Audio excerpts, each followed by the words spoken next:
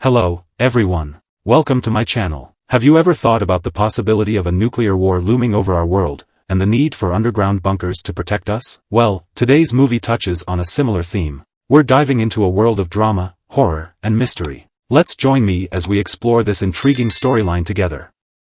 The story begins with a young woman named Michelle. She seems upset and angry as she stares out of a window while arguing on the phone. Feeling distressed, she quickly packs her things, leaves behind her engagement ring and keys on a table, and grabs a bottle of scotch. She then drives away from the city and heads into a rural area. Michelle stops at a gas station to refuel her car and continues driving into the night. Her fiancé, Ben, calls her during the drive. He's apologizing and begging her not to leave him like this. Michelle picks up the call but remains silent, allowing him to express his regrets, and then she hangs up. To distract herself, she turns on the car radio. Shortly after, Ben calls again. Michelle takes her eyes off the road briefly to answer his call, and her car crashes into a huge truck. The collision flips her car and leaves it in a ditch by the side of the road. In the next scene, Michelle wakes up in a small room, her head hurting badly. She notices a needle in her arm, connected to a drip, and her leg is chained to a pipe. It's a distressing situation for her. Anxious, she carefully removes the needle from her arm and tries to free herself from the chain,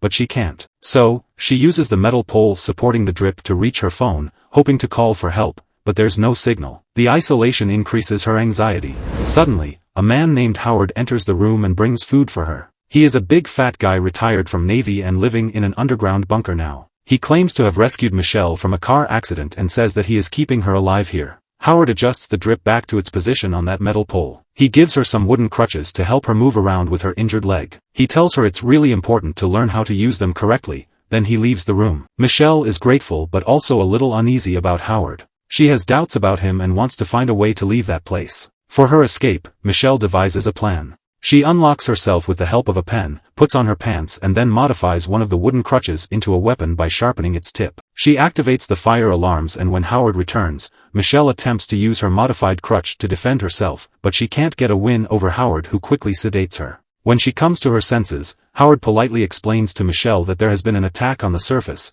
and the air above is poisonous, so he brought Michelle down to the bunker beneath his farm. Meanwhile, a clattering sound is heard from another room, so Howard goes and yells at someone.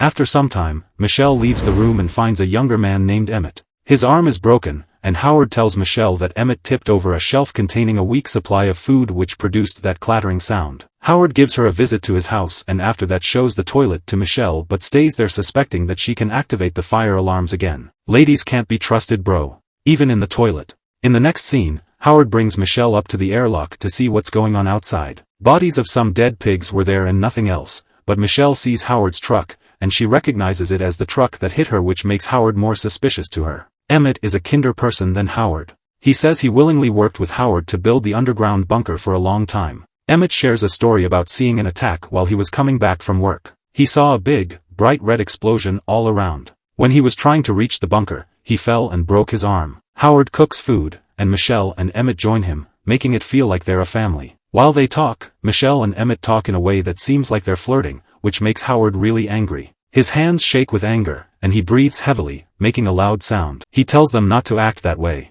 He is like a big fat bull, man. When Howard isn't looking, Michelle takes his keys. Then, there's a loud noise that distracts everyone. This gives Michelle a chance to break a beer bottle on Howard's head. She rushes to a door that separates the inside from the outside. Howard begs her not to open the door. A car stops outside, and a middle-aged woman comes up, asking to come inside. But her skin looks really bad because of an infection. Howard tells Michelle not to allow her in. The woman begs to come in, but Michelle is unsure about what to do.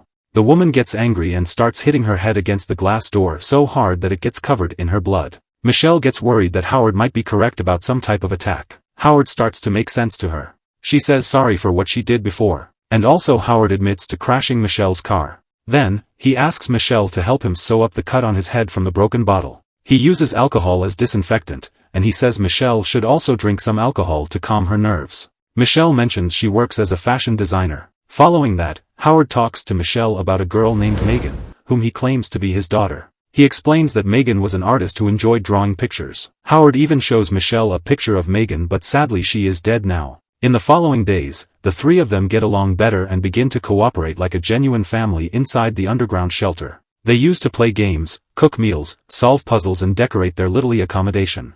Michelle and Emmett become closer, and Emmett talks about how he had the opportunity to play sports for a university but decided not to take it because he was scared to leave town. Also Michelle remembers a time when she saw a small girl being treated badly by her dad in a store that sells tools and stuff. She regrets not helping the girl and walking away because she had a tough childhood herself. One day, the air filtration system stops working, and only Michelle is small enough to go through the vents and reach the room where the machine is. She fixes it but sees a ladder going outside, right under a window. There, she finds the word "help" scratched onto the window, with some blood on it. On the floor, Michelle also finds an earring with blood on it, which she recognizes from Megan's picture. Her doubts about Howard start increasing again. She shows the picture to Emmett, who tells her that the girl in the picture is not Megan but a girl named Brittany from his high school. Brittany was his younger sister's classmate, and she went missing a while ago. Now Michelle and Emmett realize that Howard is dangerous, and they need to escape from that place. Michelle and Emmett take some of Howard's tools to make a special suit. Our girl is a fashion designer bro, and a mask for protection from poisonous gases in the atmosphere above the bunker. Howard finds out about the stolen tools and gets angry. He also asks why they tried to take his gun.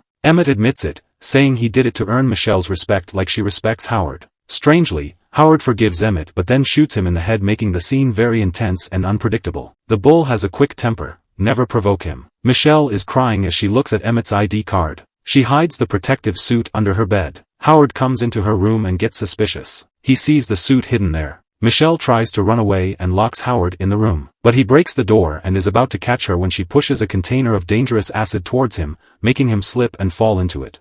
Michelle climbs over a table and goes towards the way out. The acid causes a fire by damaging an electrical wire. Howard follows her with his half-acid burnt body and she manages to topple a shelf onto him. Michelle goes through the ventilation system to reach the filtration room. Howard tries to stab her through the vents with a knife. When Michelle reaches the end, he grabs her, but she hits his hand so hard that it breaks off. The fire starts to spread inside the bunker. Our lady is courageous, or maybe lucky here though. Michelle puts on the protective suit and gas mask, getting ready to go outside. On the surface, it's sunny and peaceful. She spots Howard's truck and goes towards it. Michelle accidentally rips her homemade protective suit and gets scared. She quickly uses duct tape to fix it. Then, she hears and sees birds in the sky, so she takes off her mask to breathe fresh air. She climbs onto Howard's truck to get a better look and sees what she thinks is a helicopter in the distance. Suddenly, the bunker explodes, grabbing the attention of the flying craft, which comes closer, and Michelle realizes it's a huge alien hovercraft. It drops something and then moves away. Just spoiling your suspense, it was a creepy alien.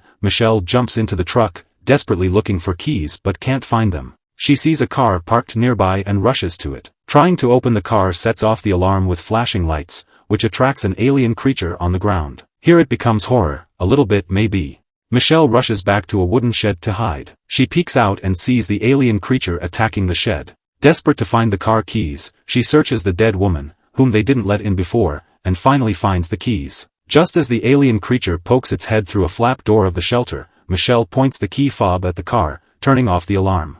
The alien backs away. She crawls out and runs towards a nearby farmhouse, with the alien creature chasing her. As she gets close to the front of the house, the massive alien craft appears behind it, and the ground creature runs away. The craft slowly rises, releasing harmful green gas. Michelle hurries back to the truck and puts on the mask. The alien spacecraft comes closer and lifts the truck towards its mouth. The scene is very horrifying as it is going to engulf the whole truck. Michelle collects a magazine, a lighter, and a scotch bottle she found in the truck, which is the same one from her house. Maybe Howard took it after accident. She uses these to create an explosive. After lighting it, she takes the opportunity to throw it into the creature's mouth. It explodes, causing the truck to fall and crash. Michelle is still alive and runs back to the car. With the keys, she gets in, starts it, and drives down the road. A brave lady indeed. During her drive, she accidentally hits Howard's mailbox, which says, 10 Cloverfield Lane. Michelle turns on the radio and hears that, we have retaken the southern seaboard. The announcer tells people to go to Baton Rouge for safety from the alien attacks, but those with combat or medical skills are needed in Houston. Michelle reaches a sign showing the way to Baton Rouge or Houston and decides to go to Houston.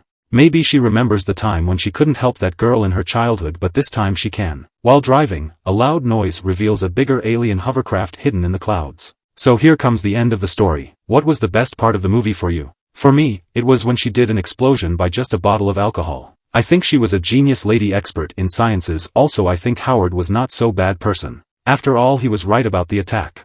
I'll wait for your comments on the movie. Thanks for watching. We'll meet with another amazing movie recap.